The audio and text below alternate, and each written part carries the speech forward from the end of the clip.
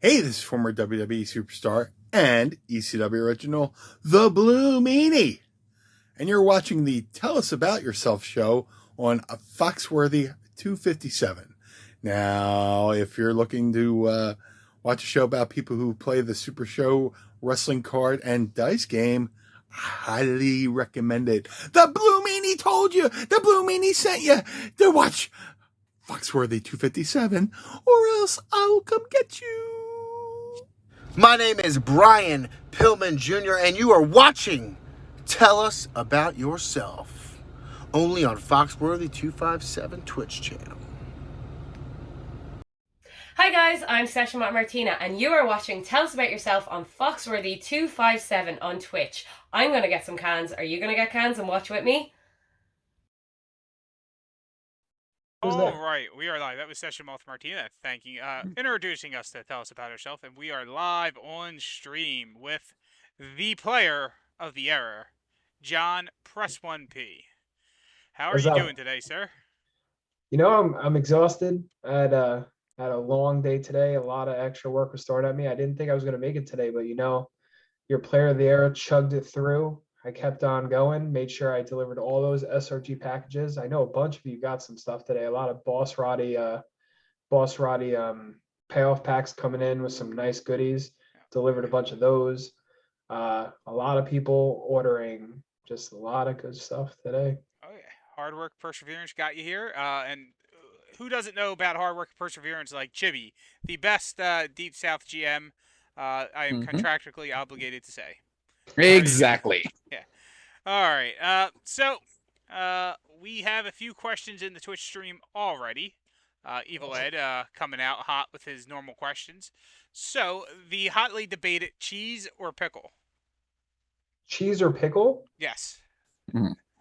Like just no context, just cheese or pickle? Yes. Evil Ed the Cheesehead would like to know whether you prefer cheese or pickles. I would have to go with cheese.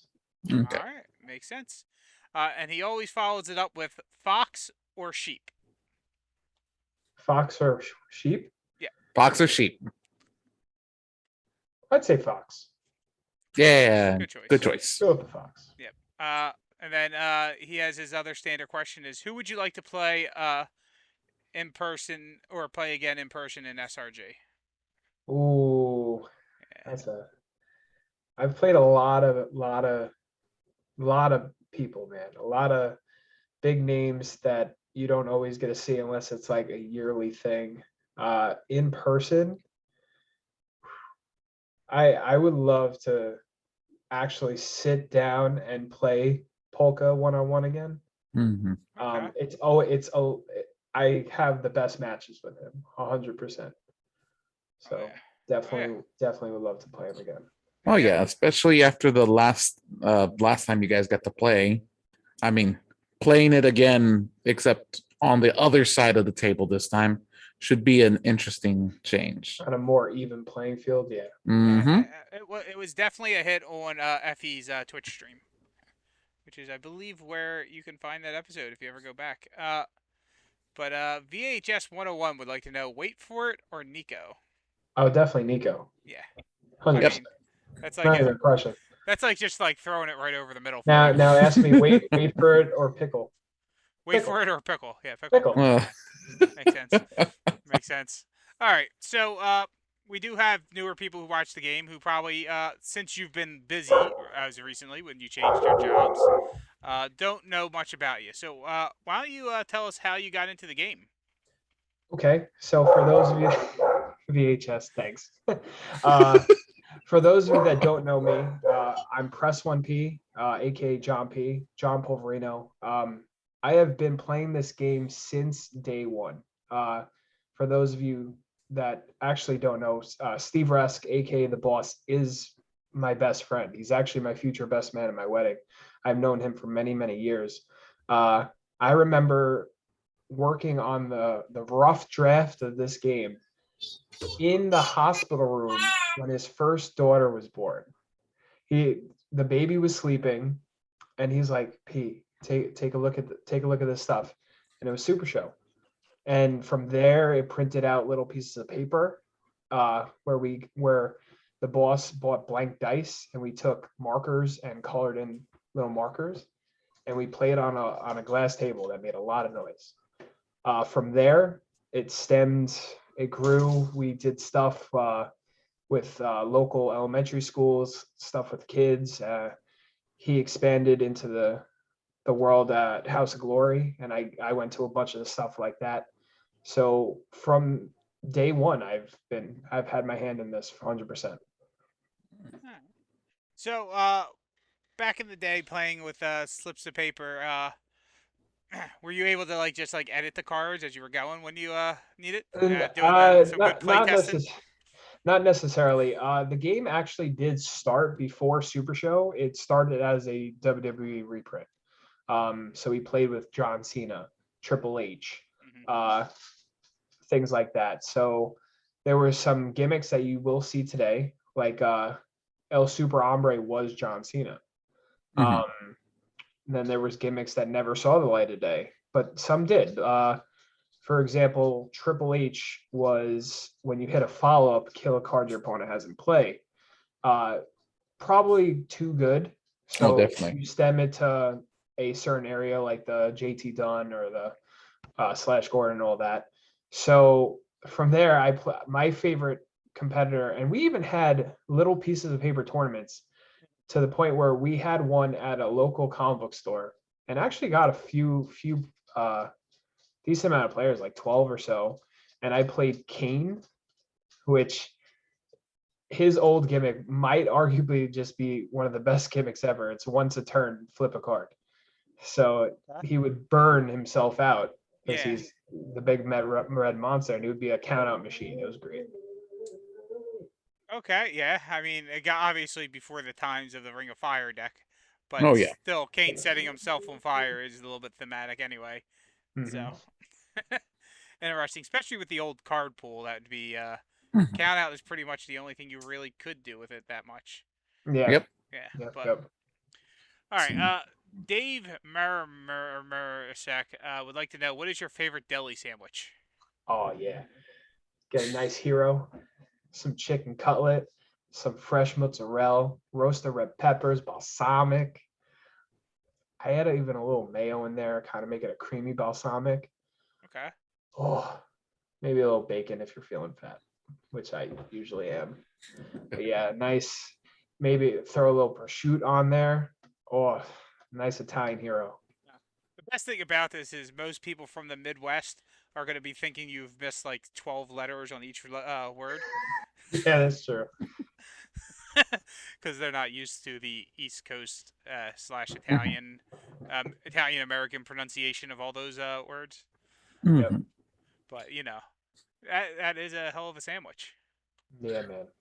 Okay. Definitely a hell of a sandwich. All right. So, John, question with you being there from the start, when did you start coming into the idea of the Press 1P gimmick? To be honest, the Press 1P gimmick wasn't even me. It came from Chad Gropak, aka Gropar. It's a very funny story, actually. So I before the Press 1P gimmick, I went by number one John P, because I've always was the number one player. From there, it was going into one of the Gen Con years. It was the year what year was it? So it was the first year I think I won Gen Con. My flight was Wednesday night, and it actually got canceled last minute. And I was scrambling. It was tough. Making phone calls, changing the flights, which I did obviously end up changing the flight. I ended up missing Thursday though. That was sucky. But I was on the phone with the boss, and I got a phone call beeping in from a restricted number. So I'm like, all right, Steve, hold on. Let me answer it, and someone saying, hey, this is so-and-so from Delta Airlines calling to confirm your changes to your flight. Please press 1 to proceed with your information. And I pressed 1. And all you hear is just bursting out laughing. It was Gropar calling, and I didn't recognize his voice. He was calling me and trolling me, which he has done forever. I've known Chad since high school, 10 plus years. So from there, press 1P went into play, and I just kind of adapted and ran with it. So I had actually already heard this story. I was talking more along the lines of your character card concept, but that story is still just always so good to tell. So are you talking about I started laughing about the story before you. What's you? I know, because it's a great story. Yeah. So you're more on the lines referring to like the acknowledge me and all that kind of type. No. Like your actual character card gimmick. Like word. Okay. Yes. Well, flat out, I'm a huge Johnny Gargano fan. 100%. I mained him for a long time. Loved the gimmick. Saw Ember Wolf come out with the same gimmick concept. I go to the boss. I'm like, so what's the deal with the third one? He goes, well, technically we don't have it. I'm like, oh, really? So I got it. And it's very funny because it is different compared to the other two, because it has that little line on the bottom that says your schoolboy and backslider blank. Now a lot of why people think it's a jab because of the 656 story, but mainly because it would kind of be a little busted. Oh yeah. Keep picking it up. I mean, just the stat line itself puts it above the other two. Oh, okay. Definitely. So to this day, and the boss will take it to his grave, he thinks I had a hidden agenda with that stat line. It's not true. If you ask me what's my favorite color, my favorite color is red. Okay. Press 1P. It even starts with the letter P, power. So that's my 10. My technique is 9 because in my eyes, I'm the smartest player in the game. And from there, I slapped a strike 8 on there and just ran from there. And it turned out to, he says that being able to pick up 7 seals and all that is too good. I think there's an argument for all 3 of them. You have Gargano, whose gimmick triggers on his 10 stop, where mine is an 8. She has what's it called? Ember has better effects. She has a shuffle 6, draw 2, which is nuts.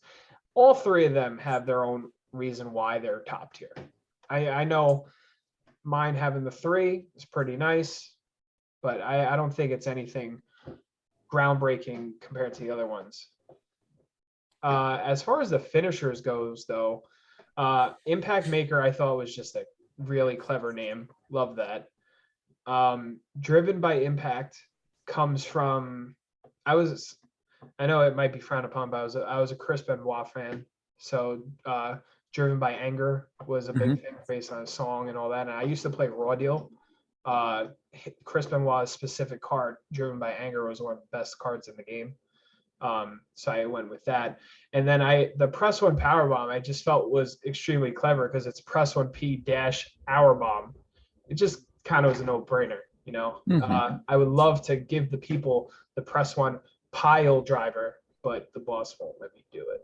So okay, so that answers the next one of when will we see that new grapple finish? I would do it in a heartbeat. If the boss said I could, I would, but he just won't do it. One day I might just be able to jab him enough, but my focus kind of isn't on press 1P anymore. He's done the job. Obviously, everyone has seen that. Great competitor. So I'm looking to. I got a new project in the works. So I'm looking to have that come out. Not an original. It's a reskin.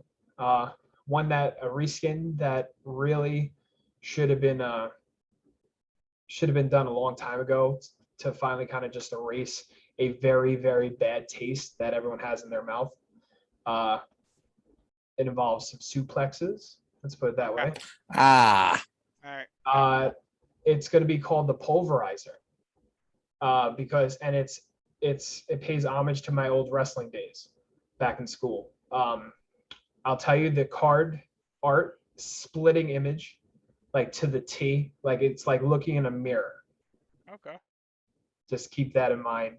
And the art on that is very good. Elvis did the art, so that's gonna be real fun. Really, really good names as well.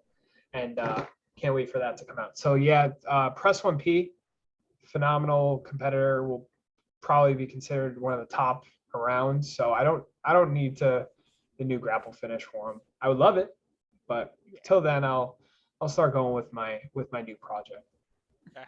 Well, speaking of your projects and cards, I mean, people watching might not realize about Mercenator and Overdog, but like, why did you go away from Overdog's original gimmick? Because that is like my favorite part of And Overdog. it's one of the So most simple. original gimmicks in the game. Yeah. I didn't make the new Overdog. Oh, okay. So Juan Pablo came to Steve with art of Overdog Mhm.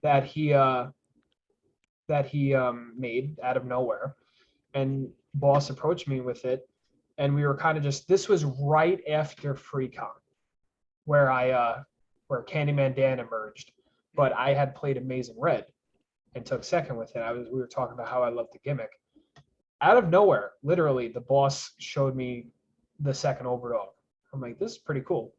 Absolutely. But as far as the original gimmick goes, I love it. Yeah. Do I think it in a today's day game? Is it like strong enough to really compete with the top stuff? Probably not. But overall, I've had great success with it before. I brought Overdog into what's it called? Plaid Saturday 2 when I went down there, and I played Overdog. I made top 8 actually. My only loss in Swiss was Mr. Jeff McPeak. The dude, love him to death. Took forever getting his food. It was definitely not the other way around. He took forever for sure. He came in there with gold standard and made me not undefeated. But I went top cut, won top 16, then went into top 8 and lost to Dustin Garment. But I took Overdog to a top 8 in a tough tournament. Which gimmick do I think is better? It's hard to tell because the other one has a requirement to it. You have to have less cards. Double triggers though, which is nice. I don't know. I think hand knowledge is just so good. I love the original gimmick. Yeah. And what makes me really happy with also not with any sort of request for me, when they reprinted Overdog for 2021, they flipped the stats. Mhm. They made the grapple 10 and the submission 8, which is what I actually wanted to do, because my whole thing at first was, well, how cool would it be to potentially search for Schoolboy? And you know me, everything's precise with me. If I'm going to play Schoolboy, I need that 10 grapple to even have a remote like chance of evening it out. And my favorite card in the game is Crossarm Chicken Wing. Ain't no thing. Ain't no I'm not thing. going to pack that with a 10 submission. I'll pack with an 8. That's So it fair. worked out. Yeah. Mhm. I'm a huge fan of the original one. Just the idea of getting like 19 cards in deck, hitting the finish grapple, throwing them all away, and saying sorry. Let's see if you can win before I do. Yep. It's just Absolutely. hilarious. Question from the Zoom chat. Yep. Generally Wong, actually. If you could make a match card, not including yourself, what would be the title match lineup you would like to see? Okay. So I'm assuming today's champions, not just in general. We're not saying Kirk Polka as the underworld champion Mhm. and all that. So we're gonna go with today's day champion. So you have Kirk Polka for the world title. Mhm. Who would I like to see face Kirk Polka? I mean, and I can't say it myself. All right, fine. I want to see Kirk Polka versus Gropar, the Great and Powerful, only as gold standard, because that was the original. That was Boss's brainchild to dethrone me. He was going against everything in his being. He untornadoed gold standard to have him come out to face me. So, and now that that's all said and done, I want to see it actually transfer over to Kirk Polka. So I want Gropar to take that.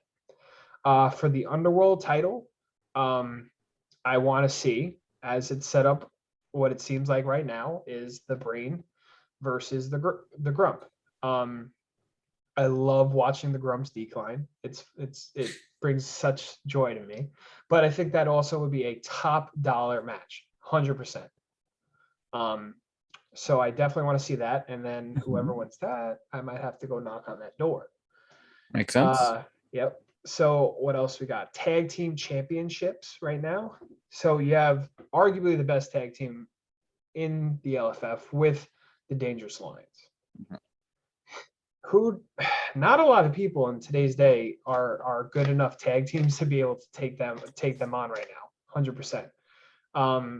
So if I had to really peg something, I want to see 2 out of the box players that I haven't seen featured in tag team wrestling before. I want to see DTF versus the Dangerous Alliance because Matt Nealon and Bob Odell are phenomenal players. I haven't seen them actually get in there. Okay. Next up, what we got? We got the hardcore title. I know General Lee Wong is in here. He's the one that asked it. His next opponent is my boy Mark Perry. So that's the match I want to see. I want to see what happens with that. I love both these people. Obviously, I'm choosing my faction of that, but that should be good. U.S. title, the Eddie Fury. Eddie is a phenomenal player. I know a lot of people give him slack, but he always performs well. So I want to see him in a top dollar match. I don't know. If I had to throw a dart, I wouldn't want to see someone that's been getting shots here and there. I want someone who's like very good, that just kind of floats under the radar. Like I would want to see like an Eddie Fury versus like a Jeff Fox. So he does not want any title shots. No, all right, that's fair. Well, then if we're not going to go with that, and I want to just throw people that are deserving, okay, Eddie Fury, 1-on-1. I don't know. Eddie Fury actually doesn't matter. Doesn't matter. Okay. Tornado Championship. You have Hold the Line Harry getting a second shot at it after he originally won it back in the day after that screw job with me. Do we even who's his number one contender? Does he even have one at the current moment? Collector is technically the next number one contender. Oh, that's phenomenal. Though it does cause the 2 title. Yeah, that's right. Evie Fresh. That's a good call for Eddie. Evie always does phenomenal. I can get behind that. Collector does have a shot. I think Pate also has a shot. Yep. So, and General Lee Wong just made a great point. Alec V is deserving somewhere. 100%. You are right. I want to see Alec V in a number one contenders match for the world heavyweight title. He has done so good. He's won so many big events, and I know he kind of gets a shot at Underworld at some point for his big Origins win, but I think he deserves a shot to get into there. Like, I'm not saying he should get the shot, but I think he should at least be one of the 2 names to clash to get a number one contender shot. 100%. Okay. And then for the opening contest of this pay-per-view, I want to see that the Cookies Fortune triple threat match. I can't wait to see that. That's gonna be phenomenal. 3 big names. Practice Site, who is so deserving. Yasmin and Booker. Oh yes. Love Booker. We forgot one trios. Oh yeah, the trios. Okay. So many titles. So many. Yes, titles. so many. And who's the trios champion right now? Nico. And she's using what? The Shovel Club. Oh boy. Yeah, who she beat for that again? I forgot. Oh yeah. Someone that didn't matter. I don't know. There was a gap in between Bombada and Nico, and I just don't know who it was. The thing with trios is, and me, I was an avid. I don't dabble in it often, but when I do, I usually have good success with it. I'm the inaugural trios champion. I won a couple of them events for it, but you don't see it a lot, honestly. So if I want Nico to be on this card, I want her. I don't think there's a set person for this, even though for some reason I actually think Loeb has that number one contendership as well. does. Hope has a lot of number It's one very funny, contenderships. actually. But I want to see a small type of event or tournament to kind of crown her shot, because a lot of people talk about the line. A lot of people talk about just all these good teams. I want to see exactly pound for pound, you know? Yeah. But yeah, I mean, and then you got the intergalactic title, which you can kind of just throw a dart at and just see who gets sucked into the title next. And then we have the Triad Champion. There's too many titles. Yes, there Too many is. titles. Who's it? This would be a 2-day show easily. 100%. We're talking like a WrestleMania here. Mhm. Too many titles. That's why not every title gets on every card anymore. Yep. But I am gonna book one match on that because I'm not allowed to put myself in the title match. I'm gonna book myself to go one-on-one with the GM because I think that would be very entertaining. Oh yeah, I mean the GM doesn't play much anymore. No, he For doesn't. the public. No, but he's a good player, man. Oh yeah. He stems. A lot of people don't know. Like I've known the GM longer than I've known the boss. I've known the GM as long as I grew par back in high school, even longer. This is a fun fact. I actually met the GM when I was like 12 years old. He was about 15 or 16. He was living in Arizona and he came to New York to visit family, and he showed up to my comic book store. At that time I was playing Yu-Gi-Oh! And this guy, I don't know where this small little twig walks into the store. Never seen him before.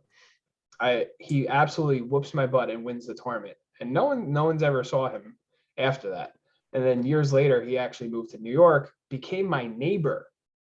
And from there, just between the comic store and we used to play the Raw Deal, the other wrestling card game, the friendship just grew from there. So he knows what he's doing when it comes to card games. And even if he doesn't play anymore, if he picks up, he's not going to forget. Like he's going to go in there and absolutely whoop your butt if you don't like put it on him first. So There's so many ways to play Snake Bit, and he knows the right way. it's fair. Yeah. So. Yeah. Very fair question. So let me try to catch up with the chat. People pointing out that the Intergalactic is booked for International Cool versus the Chrononaut next. Yeah. There was not many questions in there. There was only one that I saw. Mostly just statements. Yep. I just feel so good, man. We got the Intergalactic belt. Mark Perry's in line for the hardcore. Booker's in the Cookies Fortune. I'm roaming around the underworld scene somewhere because I got one last thing to do in my career. So, Master Micah asks, who do you feel is on the cusp of a breakout performance in the LFF? So breakout player of the year, right? Basically. I'm throwing around names to the boss the other day regarding this matter. From 2021, what names stand out? The first one, I have to give a huge shout out to Alec B. That guy just pound for pound is just out here doing everything, winning normal events, big events, having his name in the scene. The only thing he hasn't done is actually captured that gold. But he just constantly is just putting in that work, and he's doing phenomenal. Ken Fouche, cannot deny Ken Fouche whatsoever. He's obviously was the 6-stop champion for a long time. And he also, another guy, just a lot of his name's around often in the winner bracket. Lucky Cat Nico, she won as well, going out there and absolutely making a name for herself. I hope she's doing okay. I know she just got into her car accident, so she's doing better, but still not the best. Right. We all wish her speedy recovery on all of that. Absolutely. There's a bunch, honestly, that can be considered breakout player of the year. I know Hold the Line Harry's name always comes around all these places. For rookie. Yes, right? Exactly, for the rookie. You got to put him into the rookie of the year. I mean, Wrench Monkey is a name for breakout player of the year as well. Yeah, he's fairly new. He's been around about he's as been long around. As I have. Yeah. Right, absolutely. I'm more fairly new broke to out the on the scene. scene. Right, for the scene, right. Yeah. He's definitely there as well. That's honestly a ballot for me. Those 4 names, Mm-hmm. it's great, but there's a bunch, honestly. All right. Well, We yeah. have a question in the chat at Zoom from Nightmare King. So let me lower his hand, and he can come on if he wants to. What's going on there, Press 1P? What's up, Nightmare King? Not much. I am hearing names going around. Just for you to know, I have been a Fury twice, but that's besides the point. I'm coming at you with maybe a couple questions. Okay. One of them is, if you had a chance to go after any tag team titles from any tag team company, who would you choose as your tag team partner, and which company will you go to? Okay. I'll be grabbing my boy Roman Reigns and going out there and taking them all, pretty much. Because that between But me there and him, has to be one type of company. there's one. Yes, just one company. All right. Well, if I have to choose one, then I'm gonna go for the Impact Knockouts Championship, Tag Team Championship. Okay. Yeah. Okay. That has very good competition, I would think. Yes, it is. Absolutely. One more It'll be question. iconic, 100%. Oh my God. One more little question for you, sir. Okay. If you had any opportunity to go after one person from LFF who doesn't have any titles, who would be your dream opponent? Who doesn't have a title, who I would Yes. love to play against? Yes, who's your dream opponent? Your dream match opponent? Oh, we heard it already. He said the GM. Well, yeah, but general manager's a type of title. It's like Yeah. the manager Yeah. at Shenanigans would be a title. All right. Just not a championship title. I mean, in today's online day, you kind of just play everyone, you know. But who would be a dream opponent? Someone that isn't in the online scene, that kind of just comes around, like for a convention, maybe all that. Like I would love, because I know he used to be online a lot.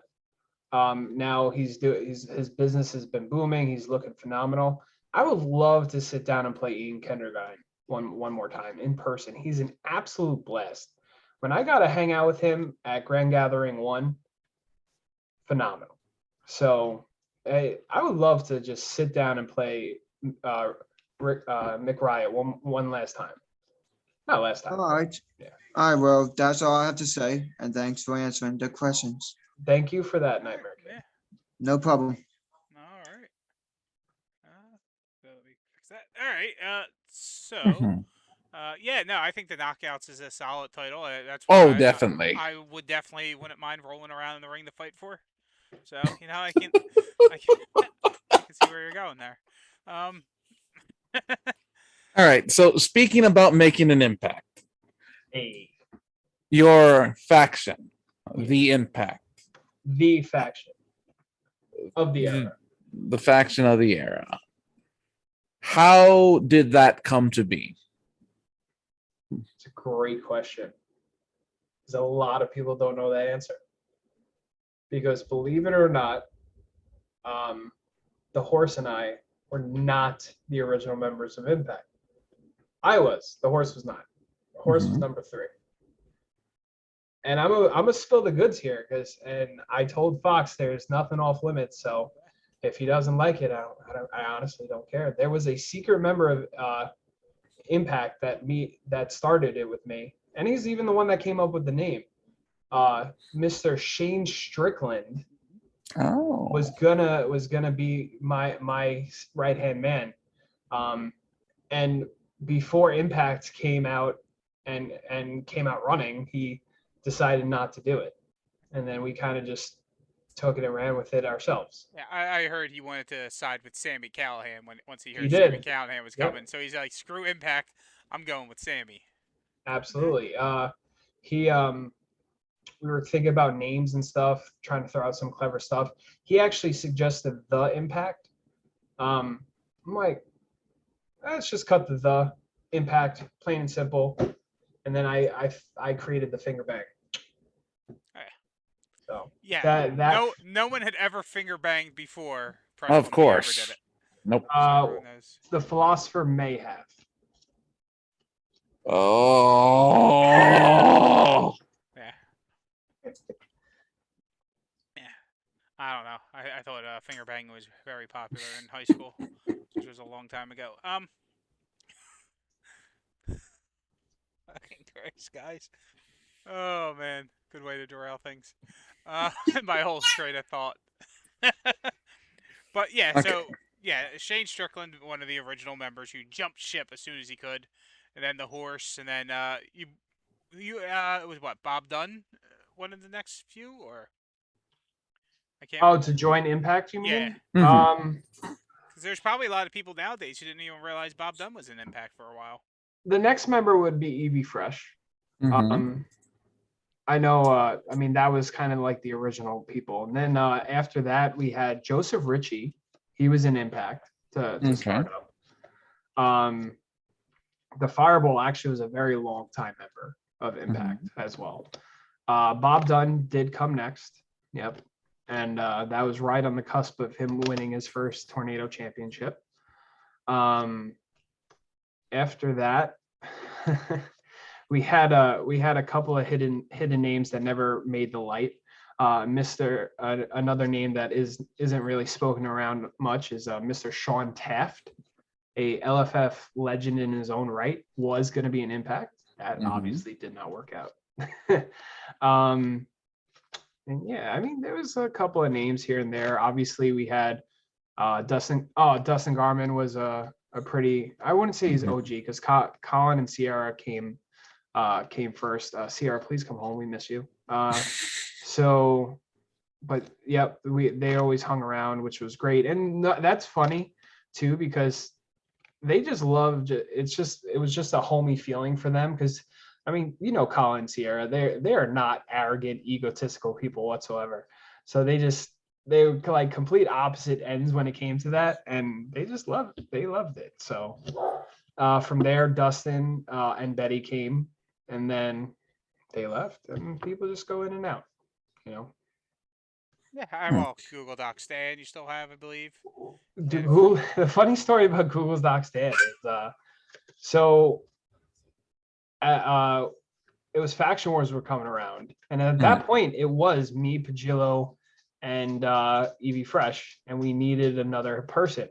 So we're like, Dan, so you're gonna be an Impact. Dan's like, okay, cool, and it literally just stemmed from there. We're hearing from the Nightmare King that James Booker wanted him to join Impact. Yeah. No, a lot of people did actually. At the moment, the door was closed. We weren't signing anyone people, but there was his name definitely floated around quite often. Makes sense. So that's a good question. If the door wasn't closed, out of everyone in the LFF, so signed, unsigned by other, who would be your top 3 choices to join Impact? Ooh, top 3 choices. Yep. Man, I don't know. A lot of butt hurting here. I'll tell you one name. Someone that I would love to. To be fair, no questions off the table. So butt Yep. hurting is It's fine. fair. That's fair. 3 names. I'll throw one out from left field because I know I spoke about it before. I've played. What's his name? His LFF name Resman or Rin Resman. Oh, Nevermore. No, not Nevermore. Not Nevermore. But he does the Nevermore gimmick. Yeah. Yeah. I forget what his real name is, but yeah. He played phenomenal. When I played against him, he really grasped it. And he's a rookie. And I honestly think with a little grooming with people that know what they're doing, he can really take his game like to new heights, 100%. You'll see where he is not the answer. And if he wants to approach and talk to me, that'd be a thing, Right. Ooh, man. So that's one. That is one, yeah. Other Impact people, man. I don't know. It's tough because I've had a lot of heartache when it comes to things. There was a time where like Bob Dunn was going to come back, and that didn't work out. He thought he was going to play a little game with me, and it completely backfired on him. Oh boy, if I can sign people. I've been a big Wrench Monkey fan for a little while now. He's a very pleasant guy. I hung out with him last night. He really, feels like a lot of people are trying to get Wrench Monkey. Yeah, so he's kind of just dabbling his way around Wave. everywhere. Yeah, he's in Crime Wave now, I think. Yeah. Another name for sure. Which I imagine it's good to be in Crime Wave when you have a competitor in the works. Yep. Smart move. Big brain there. Something that came real close that just never kind of fizzled was a certain big guy. That almost happened. That would have been real fun for sure. Oh, it would have been a better move for him than the Crime Wave was. Yeah, well, anything is better than that, honestly. That's fair. Sinking ship? No. Yeah. I don't know. All right. Well, no, they're three good names. They're three good names. All right. So Young Allergy would like to know, what is the origin of the infamous Big Sack shirt? Was this raising awareness for your scrotal swelling, or were you just a fan of large grocery runs? I first want to shout out Nike because it is a Nike shirt. It's a football shirt, believe it or not. I want to shout out Nike for back in the day making phenomenal quality shirts. That is a 10-year-old shirt, folks. 10 years old. The fact that it still fits me is crazy. Or is it sad? I don't know. And it's great shape. So I just had it. Like I got it for Christmas one year. It was a football shirt. It said Big Sack. I realized this kind of is very funny. So I brought it to Gen Con the first year I won. And from there, I have a picture of myself and the boss and the GM after that win. Is a very good picture. And from there, the Big Sack shirt kind of just rode as like my good luck shirt when it comes to the big matches. So you'll always see me wearing that when it matters most. Mm-hmm. So generally, would like to know, who would you see as the next upset in Faction Wars, with a team being taken out? I am going to love when the line takes out DWO. It's not an upset by any means. That's just, that matchup is just so good. And I really just want the line. That should be its own pay-per-view by itself. I think no matter which way that goes, it's going to be upset someone. Oh, yes. Absolutely. It's two big factions going head on in a pretty early round, too. Yeah. Two big egos going at it, because I don't care what anyone says. Hold the line, Harry. He's got that ego, bro. Yes, he does. Someone finally agrees with me. 100%. And if it doesn't go, I ego knows ego, and I respect the game. I know it's there. This guy took the deal with the GM that one time. I also speaking of, that was definitely not a great deal. No, I love when the like I said, I love when the grump kind of his dreams just shatter. So if that can happen too, that'd be great. Also, Italian Bombada, thank you for the sub for 17 months. Very nice. Oh, what's up, man? We missed you last night, dude. It was an awesome event. Oh, yeah. Expanding the universe last week. Oh, okay. Also, I had one last question that I personally wanted to ask. Sure. Okay. What and why did you start the Press 1P Invitational and the legacy of the Thursday night event from it? How do you feel it's being treated? Those were really fun, right? Oh, yes, they were. Before really getting into Super Show, I played Yu-Gi-Oh! Duel Links competitively. Okay. So that was run through Discord. That was all that. I would join those tournaments as well. I started, and a lot of people, I'll kind of sub it up. When I played that, I was in my own faction there, or clan in Yu-Gi-Oh! Terms, called the Three Kings. It's very funny. Three Kings? Yeah. Three Kings, yep. No relation whatsoever to the Three Kings here in the LFF. Ironic that, or a coincidence at least, that it was that.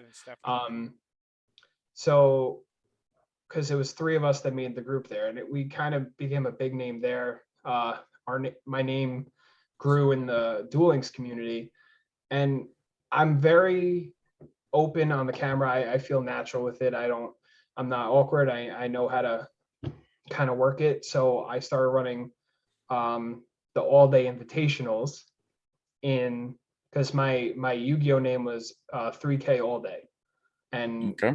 so I took that and I made the all-day invitational, and from there, huge turnouts with that as well. Used to stream those on a monthly basis as well.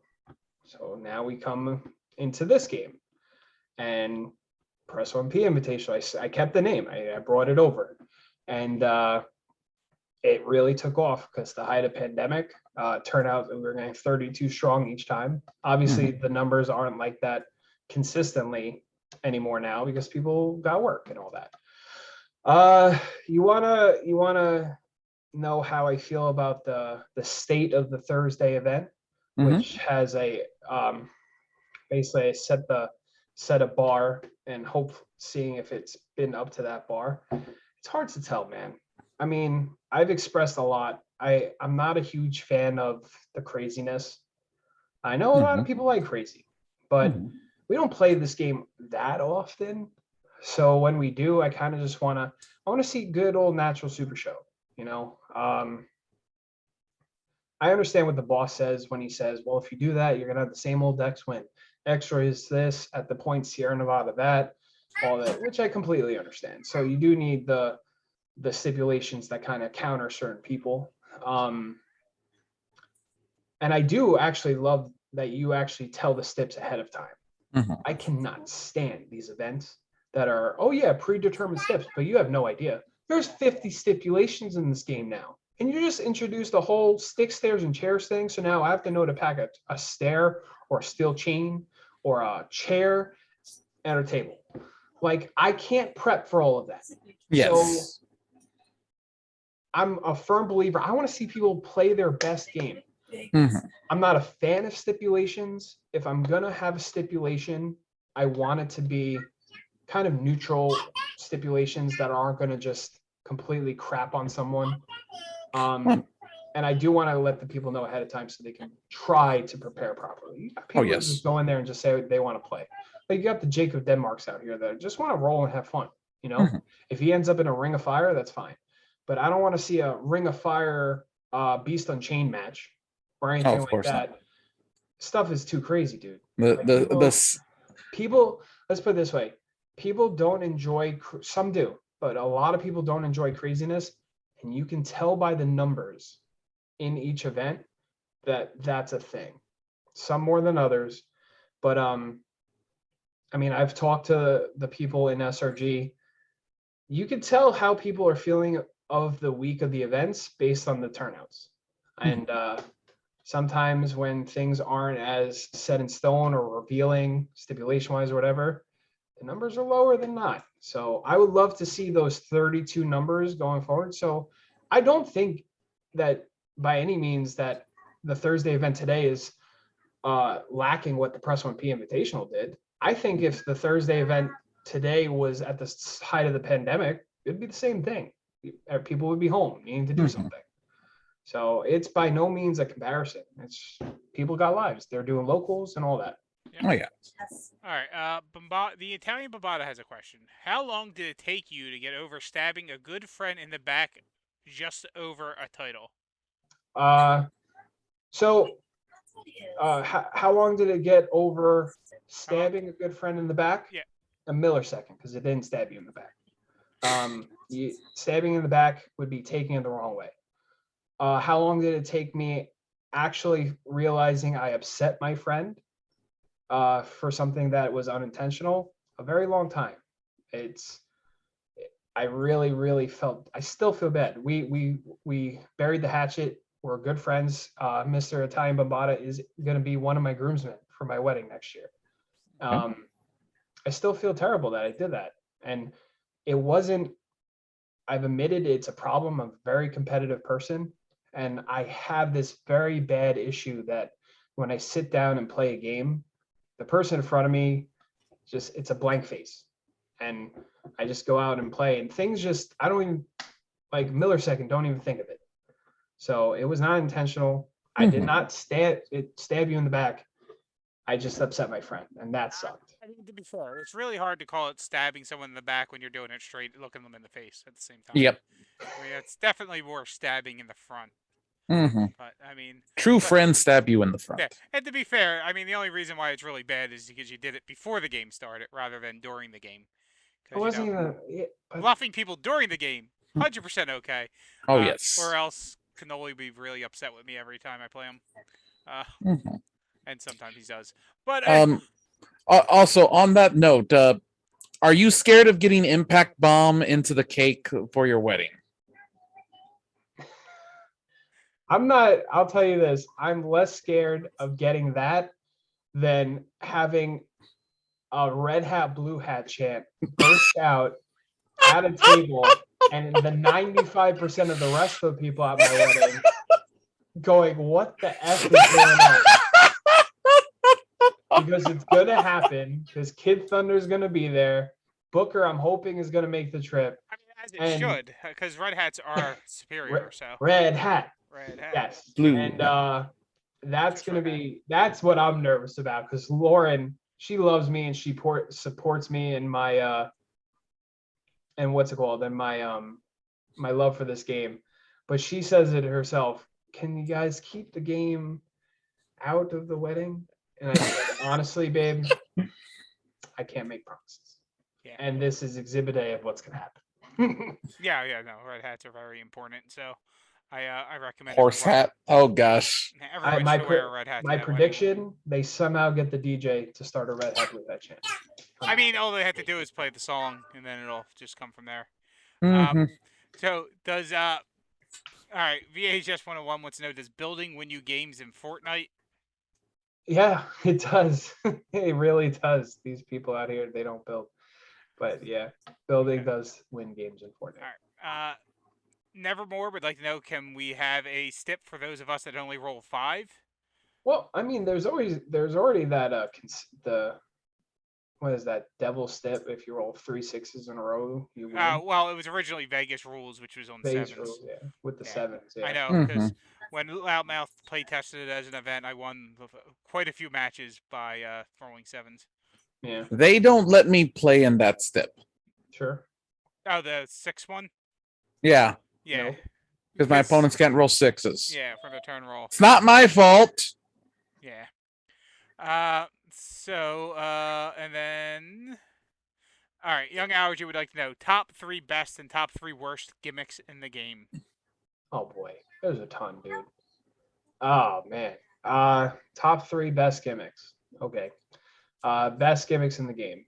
X-Rice, Gold Standard, and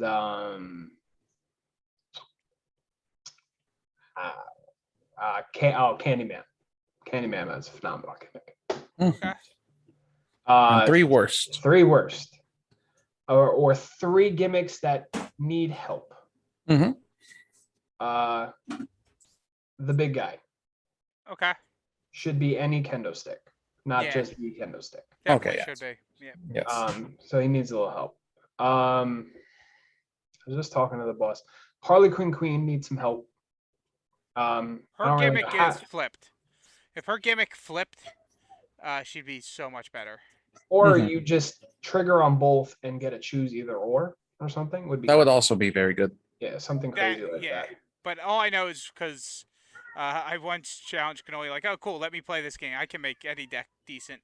And then I got to the point where I had no cards in deck. I passed to bury my finisher. I won the turn roll by 2. I flipped my finisher. And it's like, you son of a fuck. Like, fuck this competitor. Anything that costs me a match because I win a turn roll is annoying as all hell. Yep, absolutely. Yeah. That's why people hate Ring of Fire. Yeah. Other ones that, another one, I mean, there's a bunch, honestly. Things that need help. Foxworthy, I love you. I feel like your competitor needs a little bit of help.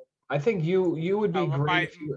My competitor is absolutely trash since with all the card releases to screw over Theo. Once they started coming out, like, it took the one good thing my competitor had and pretty much just, like, took it away. Yep. Like spectacles, there's cards competitors made whose finishes specifically stopped that type of shenanigans. At that point, it was like, well, the one cool thing I had now has multiple way. Like you literally every card, every grapple in your deck could stop my finish submission. Tough. Like the Tough. fuck. Yeah. Like I think you can, if you make your gimmick a May, might help a little bit.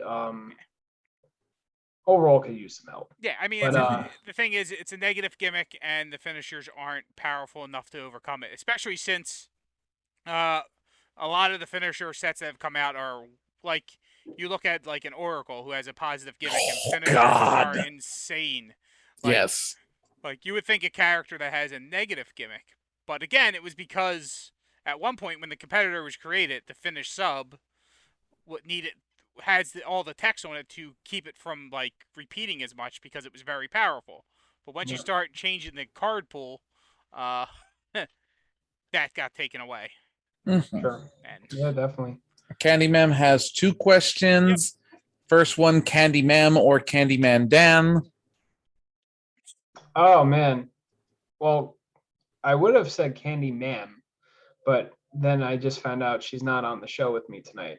So I gotta go Candyman Dan. And then their second question is favorite member of the Rack Pack. Oh boy, Allie 4K, baby. My rookie. There you go. Shout out. Allie's really good. Absolutely. She's really getting a good grasp on this game. that's Mhm. good. I mean, that's what you should be doing with your students in that tournament. Yep. I mean, especially since eventually she might have to go up with lights against rookies like or rising stars like Wrench Monkey and Nico. And People Nico, like actual legitimate champions that are in the tournament this year. which we still don't understand how that happened. I'll tell you this: between Allie and the Great Outdoors, my 2 rookies, both phenomenal listeners. Oh yeah. And nothing warms my heart than to have the Great Outdoors say, "Wow, I never realized how important stops are. Someone's listening. Thank you." Yeah, I think Mhm. that's the biggest thing with new players is getting them to the point where they understand the importance of stops. Oh yeah. Like down the road when you're playing the game, when you know how important stops are, and then you make the choice to go with less stops, and you know what you're doing, that's one thing. But when you do it before you know what you're doing, it It's ends up very bad. yeah, Yep. it ends up being bad. Norseman would like to know Wrench Monkey or Norseman. Oh man, Wrench Monkey has a part of my heart, but it's always gonna be. It's gotta be Norseman, man. Me and him are good buddies. VHS 101 says draw stops or flip stops. I pack draw stops 90% of my decks. The flip stops are situational. You Okay. pack them where needed. Those are very strong cards if used correctly, especially after like a 7 seals or gut wrench or anything like that. Mhm. I Just don't play ever. Jessica Havoc and never worry about 7 seals ever again. I faced Jessica Havoc yesterday, dude. My mind was just. I was so upset. Yeah. Like I was playing copycat and I went set up the steel chair to search for her Panda Morta, and then I had to stop her finish, and then she just buried the Panda Morta. Yeah. I'm just, Yeah, I did that to someone with my Jessica It's Havoc. so powerful. Yeah, so frustrating. it's one of those gimmicks where you look at it and it's like people don't see the beauty of the gimmick at first, Yeah. but once you see it in play, Yeah, no, it 100%. just it gets so brutal. I love her for that. So I think draw stops take it. I pack draw stops in a lot of my decks. There's a reason why Gia and Sammy Callahan are so good because they can draw Yeah. without giving it to the opponent. So powerful. And I was telling the boss this last night. I think a good player is okay with the opponent drawing with them Mhm. because they believe they're gonna, at the end of the day, still outplay their opponent. Exactly. Yeah. So thinning, my concepts, thinning is winning. It's one of my many mottos that I live by. Thinning is winning. You get to the cards you need. So draw stops are great. I tech in or flip ones where needed. Mainly one. or 2 or all 3 in the 1 through 3 slots. Because those are the least amount to hurt to throw offensively. Yeah. The steel cage stops are obviously just better than the draw stops. When I say I pack draw stops, if I owned 50,000 versions of the steel cage, they would be them instead. Card knowledge is key as well. I believe me knowing your stuff is more important than you knowing my stuff, because I can outplay you at the end of the day. So, but overall, draw stops are great. If you haven't tested out Sammy or Gia or someone like that, give it a shot. You're going to really enjoy being like, oh, I'm going to punch you and you don't get a draw, or I'll draw a card and vice versa, But yeah. Okay. Last couple of questions. Italian Bombata, horse or shark? Horse or shark? Oh, man. It's got to be horse. I love the Shaggy Shark concept. Such memories at Grand Gathering, but I'm going to go with yeah. And then Bombshell asks, what's your favorite match you've ever had in the LFF? Oh my God, so many. My favorite match I have ever had in the LFF. Tough. It's very tough.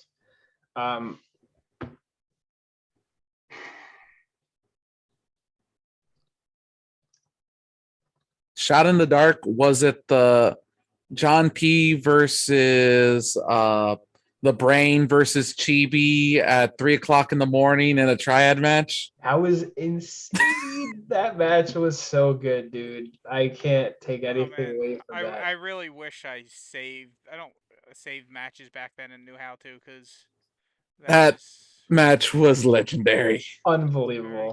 So that's I definitely can say that's one of my favorites. Other notable mentions, I can't put any at the top of the list. Notable mentions, me versus King Cold, either at Gen Con 1 or 2 that I won. Both I faced them both in the finals. Those were great. It was a very good match. Thinking back at Gen Con, and one of those matches where you were one roll away from just not even, I wouldn't have won. Top 8 at Grand Gathering, where I won with Belinda. I faced the bum Cody Gulo in top 8. Okay. Phenomenal match. Crowd meter 4, I believe. It came down to who won that last roll, and I took it, and I was able to win. That match was phenomenal. I miss Kobe 100%. So, since we are technically over time, we should go with the last question that we instituted after Christy joined the show. And it is basically, you get to ask one question of each of the hosts to end the show. So, if you have a question for Chibi, ask away. And then All right, Chibi, when are you gonna, I don't want to say break away from being in Hold the Line Harry's shadow? When are you're too good of a player. When are you going to start trying to get yourself in the main event scene? When I can get someone that can run Thursday night events better than me. Hey man, I ran Thursday night events and had my name up there as well. Yes, but here's the big thing. When you did, there were other people running events every week as well. As of right now, there's Simon's Monday events, there's my Thursdays, and every now and then someone will try to do an event and get 3 people. Yeah. Realistically, anytime I actually play in a tournament, I'm first, second, or top. Absolutely. And that's why I'm saying I want to see your name start shooting your shot for those titles. Because I think the better thing is, when am I going to actually be at a live event and make change the landscape of things for the people up north? Absolutely. And that answer is stay tuned. Stay tuned. I like that. No one cares about Chibi. Everyone knows the best player in Texas is Paul Trejo. And Foxworthy. All right. When are we going to have a co-cast for a match card? because I think that would be bomb. Yeah, I mean, so the GM has been taking a huge step back from commentating, and recently EV Fresh could do it. But I'll throw him aside for you any day of the week you want to be in it. There you go. The problem is you've always been in title matches, so you know it's pretty hard to do commentary and be in the match. Yep, I've been. I love commentating. I was doing it, like I said, when I was doing the Yu-Gi-Oh days for Clan Wars, the tournaments and stuff. I used to just stream for like 8 to 10 hour tournaments and just commentate any match that we had streamed. I love it. I love just that's how the having original fun. Fresh 1P started too. You would do commentary on the matches and whatnot. Absolutely, and I would love to do that. I think that would be a phenomenal show. Yeah, we'll definitely talk to the GM about it. I mean, he might be still getting his suit repaired from when he got thrown into a pool, so or as he calls it, a pond. But which is weird because above ground ponds are really a weird type of thing. But so he may be bitter about that, but I will definitely talk to him because that would be a great show. Fantastic. Well, yeah, and you know the selling point for him would be if you're doing commentary, you're not in the matches, so that'd probably be more of a selling point for him. That's fair. So before we sign off, I did promise a lot of people this. He's up. Oh yeah. That's not the dog we want. No, but that's okay. Tucker sits. Like that looks like a good dog too, but there we go. There's the star of the show. He's up. Hi, Mama. Aw, queso. Queso rubs. Hey. Queso rubs. All right. Oh. All right, folks. So we will catch you next week. Thank you for being on the show. It was great. Thank you for co-hosting with me this week, Chibi. Oh, of course. Till next time, folks. And remember, always make an impact. Bye.